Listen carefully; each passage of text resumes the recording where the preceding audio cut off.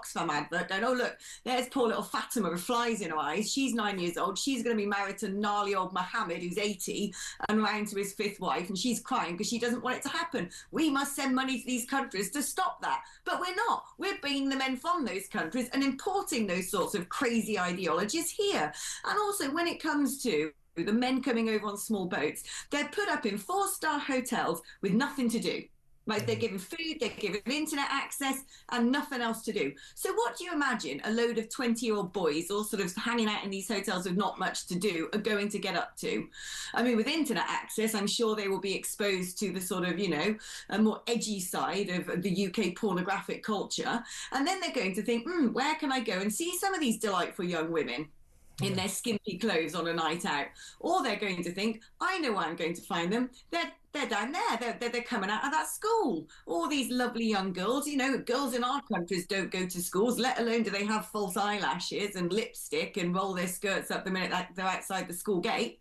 What do you think these men are going to do? Sit there like Benedictine monks? I mean, it's utterly ridiculous. And yet, I was speaking to someone the other day and said, oh, it's okay, because when they get here, we tell them that, in the UK, you're not supposed to go and approach women and you're not supposed to get in their personal. How about just don't come here?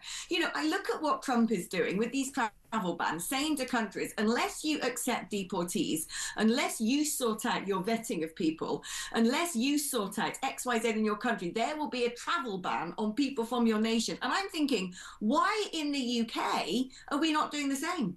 Why are we not saying to countries that are massively overrepresented in certain crimes, such as Albania, and that isn't necessarily sex crime, although trafficking is very much up their alleyway, but why are we not looking at some of these other countries, such as Pakistan, such as Sudan, such as Somalia, and saying, no more of you, thank you very much, because actually I don't see what you're contributing. You actually tend to bring harm.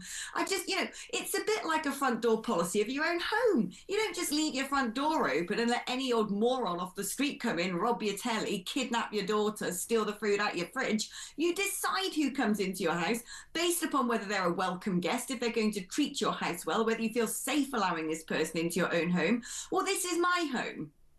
This is my home, and for over a decade now, longer, frankly, a million probably men who are totally unsuitable for this country have come in and basically think it's some sort of sweet shop. And we don't deserve this. The women of Britain do not deserve to live in a country where they have to self-regulate, where they have to check, where they have to be worried for their safety, where they have to do that thing where they walk down a street in the evening and they hear footsteps behind them. They have to turn and look in the shop window